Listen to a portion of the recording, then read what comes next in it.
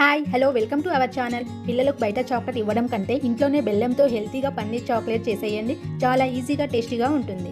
ముందుగా 1 లీటర్ పాలు తీసుకొని కొంచెం మరిగించి అరచెక్క నిమ్మరసం పిండితే పాలు ఇలా విరిగిపోతాయండి. పాలు అనేది మొత్తం విరిగిన తర్వాత ఇప్పుడు ఒక పలచటి క్లాత్ తీసుకొని వడగట్టి చల్లని నీళ్ళతో కడిగేయాలి.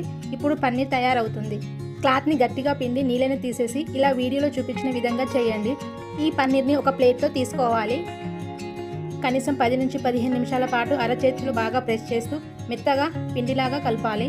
ఇలా కలపడం మీకు కష్టమైతే ఒక మిక్సీ జార్లో వేసి కూడా మెత్తగా పిండిలాగా చేసుకోవచ్చు. ఇలా సాఫ్ట్గా మరియు స్పాంజ్ లాగా ఉంటేనే చాక్లెట్ అనేది పర్ఫెక్ట్గా వస్తుంది. ఇదంతా పక్కన పెట్టి ఇప్పుడు బెల్లం సిరప్ తయారు చేసుకుందాం. స్టవ్ మీద ఒక గిన్నెలో 1 కప్పు బెల్లం వేసి కొద్ది నీళ్లు పోసి బెల్లాన్ని మొత్తం కరిగించుకోవాలి. 10 నిమిషాల పాటు కరిగించాలండి.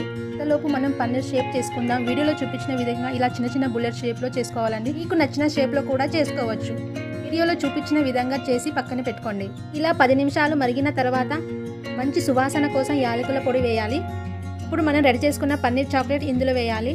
దాదాపు 10 నిమిషాల పాటు మరిగించాలి. చూడండి ఎంత సాఫ్ట్గా స్పాంజ్ లాగా ఉందో. పాకం అనేది ఇలా స్టిక్కీగా ఉండాలండి. పన్నీర్ ముక్కలు అనేది కొంచెం కలర్ చేంజ్ అయిన తర్వాత స్టవ్ ఆఫ్ చేసుకోండి.